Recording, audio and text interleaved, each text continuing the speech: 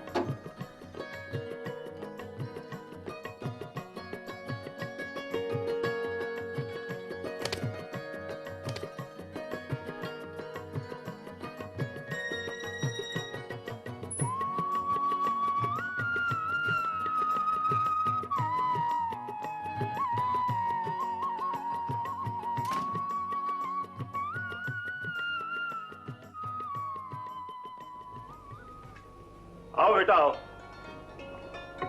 सब काम हो गया ना? आज बड़ी देर कर दी। जी पिताजी, काम ही देर का था। और वैसे भी पिताजी, उस बंजर जमीन को मुझे अपने खून और पसीने से सींचना है, तभी तो वो मिट्टी सोना उगलेगी। बेटे, मिट्टी के साथ तो मिट्टी होना ही पड़ता है, तब कहीं कुदरत जाकर हमें फसल के रूप में फल देती है।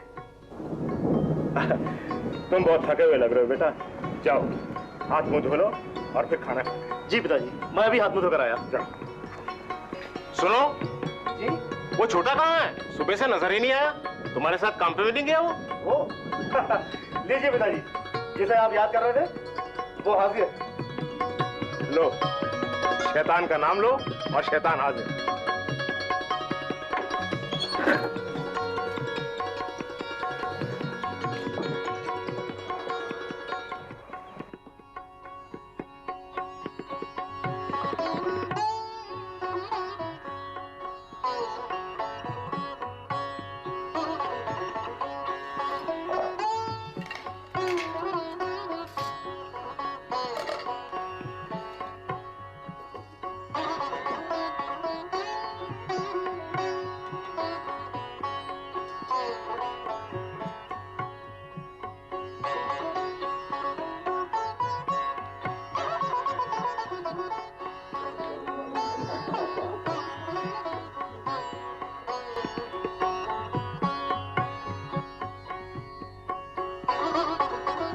अरे भले लोगों, जब दबा के काम करते हो तो दबा के खाओ भी। जब दबा के खाओगे नहीं तो ताकत कहां से आएगी? मालिक, मेरे पास पहले ही काफी है। शर्माना नहीं चाहिए, ये तुम्हारा अपना ही घर है। तुम्हें ये सब्जी पसंद नहीं है क्या? नहीं मालिक, ऐसा नहीं, बहुत स्वादिष्ट है, मजा आ रहा है। अरे भाई, मजे ही लेते रहोगे तो खाओगे क्या?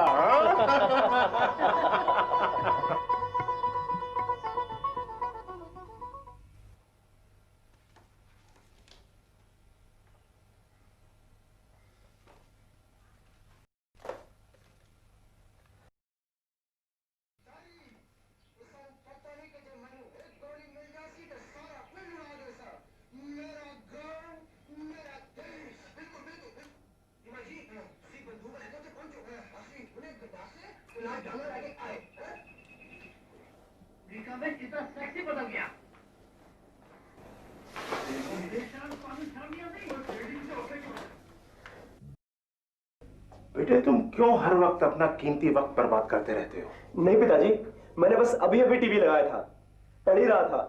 थोड़ा थक गया तो सोचा मनोरंजन हो जाए। अच्छा पढ़ रहे थे? देखे तो क्या पढ़ रहे थे? अच्छा तो ये पढ़ रहे थे तुम। देखो बेटा, हर चीज का एक समय होता है। खेलने के वक्त खेलो, पढ़ने के वक्त पढ़ो। परमेश्वर सब देखता है। तुम हमें तो धोखा दे सकते हो, लेकिन उस परमेश्वर को धोखा नहीं दे सकते। और तुम जितनी मेहनत करोगे ना बेटा, तुम्हें उतना ही अच्छा फल मिलेगा। और मैं कई दिन से देख रहा हूं कि तुम पढ़ाई की तरफ बिल्कुल ध्यान नहीं दे रहा, और ना ही तुम बड़े भाई का हाथ पटाते हो, और नहीं तो कम से कम नौकरों के ऊपर ही निगरानी रखा करो। लेकिन तुमसे तो ये उम्मीद करना भी बेकार है। आप हर समय इसके पीछे क्यों पड़े रहते हैं? अभी ये छोटा है, जब बड़ा हो जाएगा तो अपने आप समझ जाएगा। इस तरह सारा दिन डांट डपट करना अच्छा नहीं है। देखो माँ, अगर पिताजी मुझे इसी तरह डांटते रहेंगे ना तो मैं इस घर में रहने वाला नहीं हूँ। मतलब साफ है, मुझे घर छोड़ने के लिए मजबूर होना पड़ेगा। मैं अपनी मर्जी से जीना चाहता हूँ। मुझे संपत्ति में से मेरा हिस्सा दे दीजिए। ना रहेगा बांस, ना बजेगी बांसुरी। बेटे, अपने पिता से इस तरह से बात करते हैं? अपनी हद में रहना सीखो।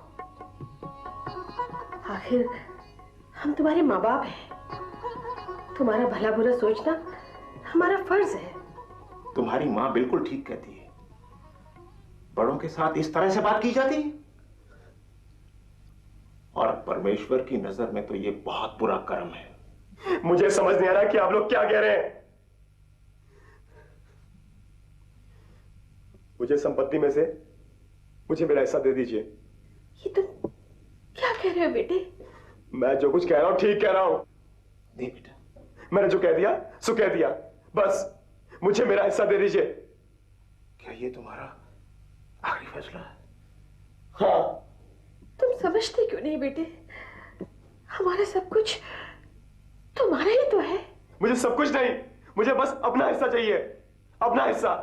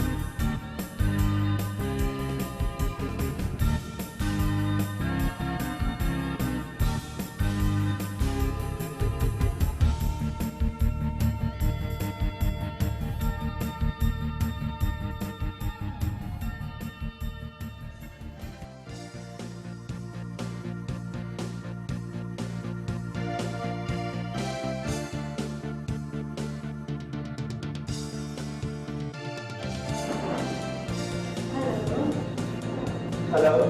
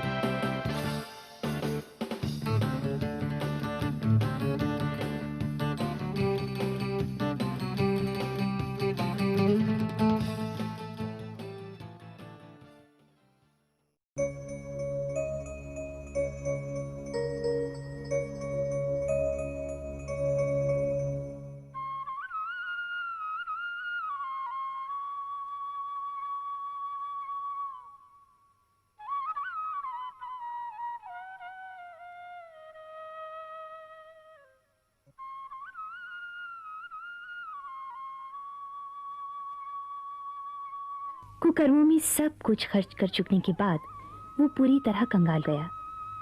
अचानक उस देश में अकाल पड़ा तो वो भूख से मरने लगा और काम की तलाश में इधर उधर भटकने लगा।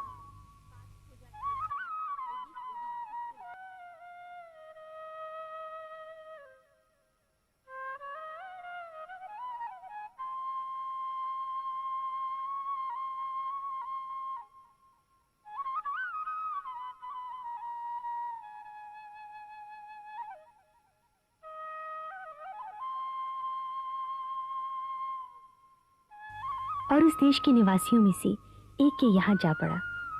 उसने उसे अपने खेतों में सूअर चराने के लिए भेजा। अरे भाई क्या बात है, अंदर क्यों चले आ रहे हो? मालिक, मैं काम की तलाश में घूम रहा हूँ। जो भी काम हो मैं करने के लिए तैयार हूँ। बहुत दिनों से खाना नहीं खाया है मालिक, मैं भूख से मरा जा रहा हूँ मालिक। मुझे काम जरूर दे दीजिए मालिक, मुझ पर दया कीजिए मालिक। मैं आपका आभारी रहूंगा मालिक, आपका आभारी रहूंगा। वो तो ठीक है, लेकिन तुम्हारे लिए मेरे पास कोई काम नहीं। हाँ, अगर तुम चाहो तो मेरे सूअर के बाड़ों में काम कर सकते हो। ठीक है मालिक, मैं काम करने को तैयार हूँ। और सुनो, इस काम के बदले में मुझसे किसी चीज की उम्मीद मत रखना। और अगर तुम रात को सोना चाहो तो सूअर के बाड़े में ही सो जाया करना। और भोजन मालिक?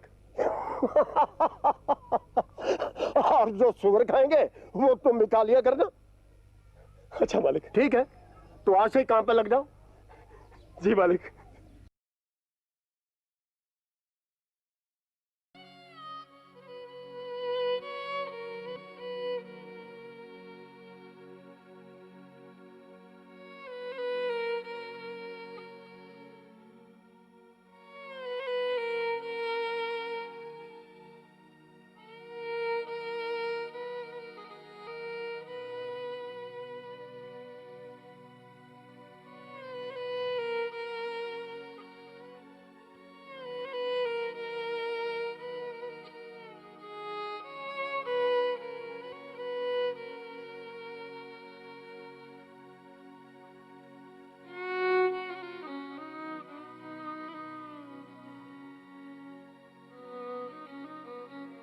जब वो अपने आप में आया तब कहने लगा, मेरे पिता के कितने ही मजदूरों को भोजन से अधिक खाना मिलता है और मैं यहाँ भूखा मर रहा हूँ।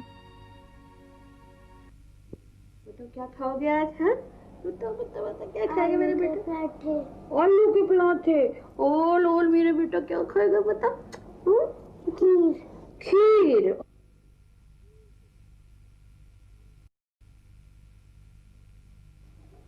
परमेश्वर सब देखता है। तुम हमें तो धोखा दे सकते हो, लेकिन उस परमेश्वर को धोखा नहीं दे सकते। पिताजी, मैंने स्वर्ग के विरुद्ध और आपकी दृष्टि में बहुत बड़ा पाप किया है। अब इस योग्य भी नहीं रहा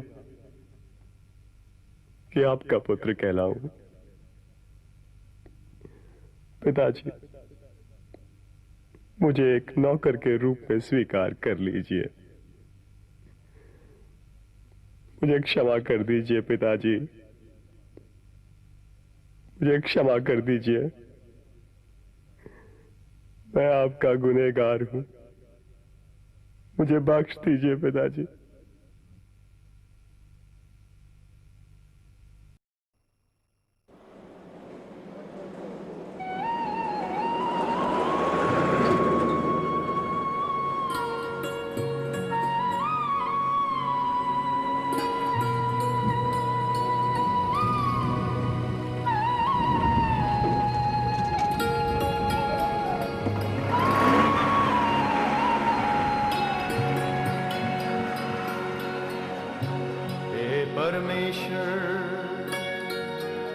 मुझको जांच और परख, ओ मुझको जांच और परख, मेरे मन और हृदय को परख, क्योंकि मैं अकेला चलता रहा, क्योंकि मैं अकेला चलता रहा, अकेला चलता रहा। ओ हे परमेश्वर, हे परमेश्वर, मुझको जांच और परख, ओ मुझको जांच और परख, मेरे मन और हृदय को परख, मेरे मन और हृदय को परख, क्योंकि मैं अकेला चलता रहा, क्योंकि मैं अकेला चलता रहा, अकेला चलता रहा।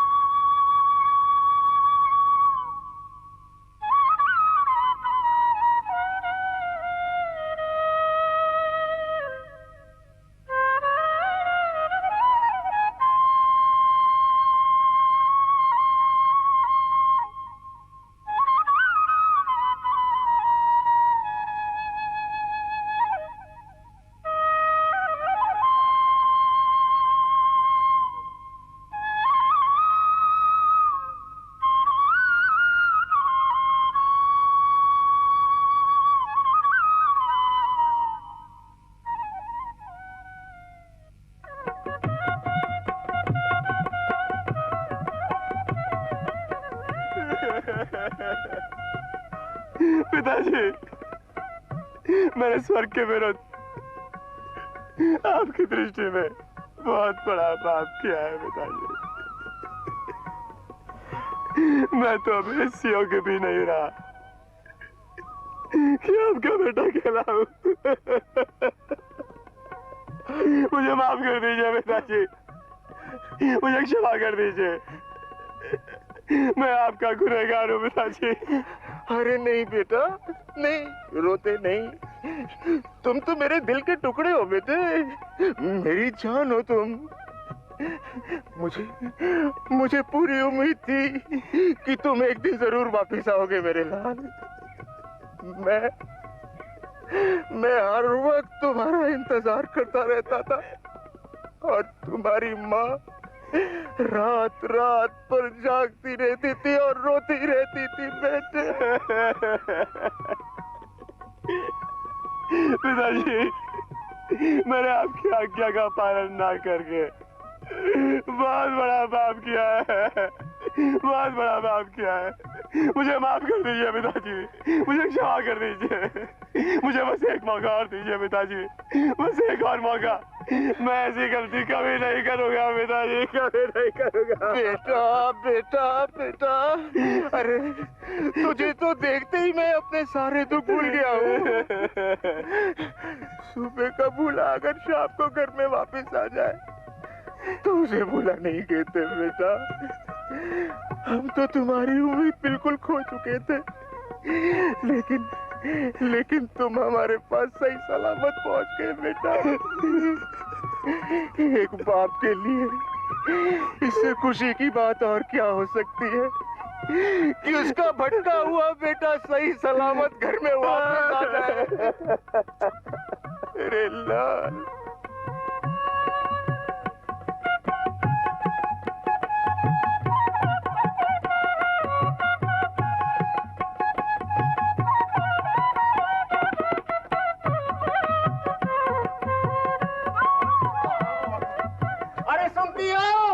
अरे बाहर आके देखो कौन है। तेरा बेटा। अरे तो कहाँ चला गया था बेटा, कहाँ चला गया था? मुझे माफ कर दो माँ। तूने अपनी क्या हालत बना रखी है। मुझे माफ कर दे माँ।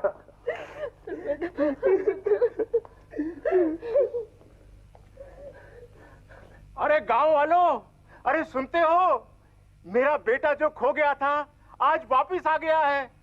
जो मर गया था वो जी उठा है। अरे रामू, शामू, घसीटा, अरे कहाँ हो तुम सब लोग?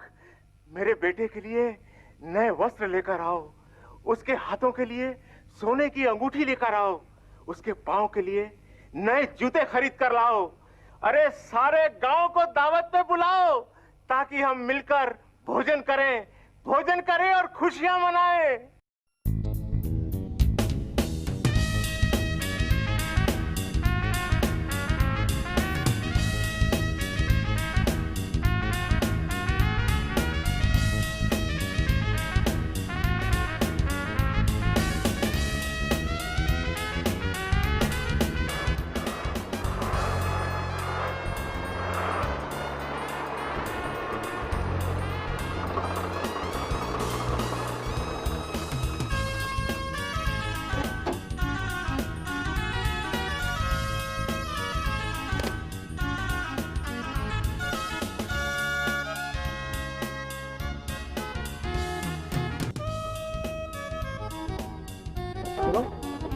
घर में ये बैंड वाला किस खुशी में बज रहा है? हजूर, छोटे मालिक आए हैं। छोटे मालिक? आपके छोटे भैया घर वापस लौट आए हैं। उनके वापस आने की खुशी में मालिक ने आसपास के लोगों को खाने पे बुलाया है। हजूर अंदर चलिए, मालिक आपका इंतजार कर रहे हैं।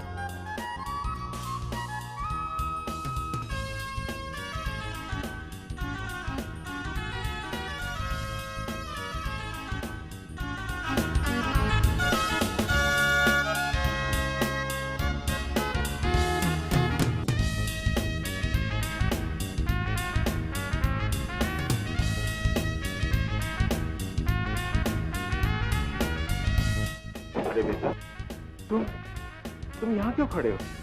पिताजी, ये सब क्या हो रहा है और किसके लिए हो रहा है?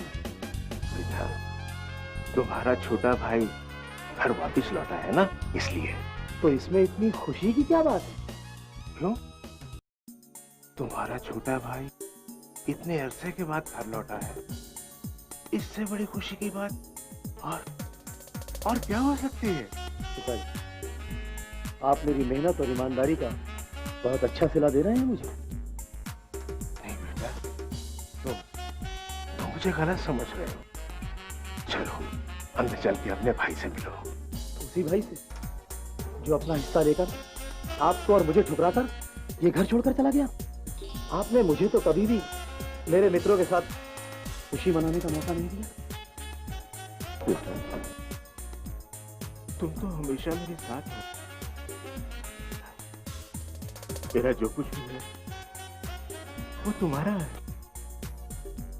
ये मौका ऐसी बातें करने का नहीं है बेटे, बल्कि ये खुशी मनाने का है।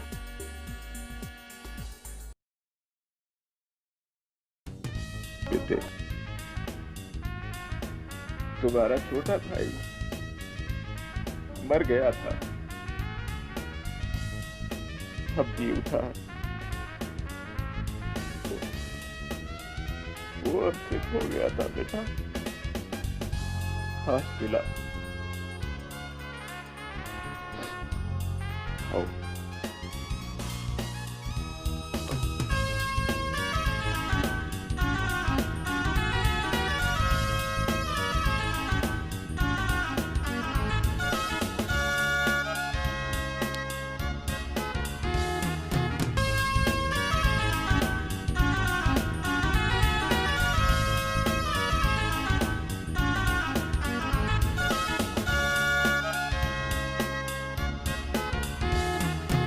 आज से लगभग 2000 वर्ष पहले प्रभु यीशु मसीह इस दुनिया में सुसमाचार सुनाते और कहानियों के द्वारा लोगों को समझाते थे कि अपने पापों से पश्चाताप करें।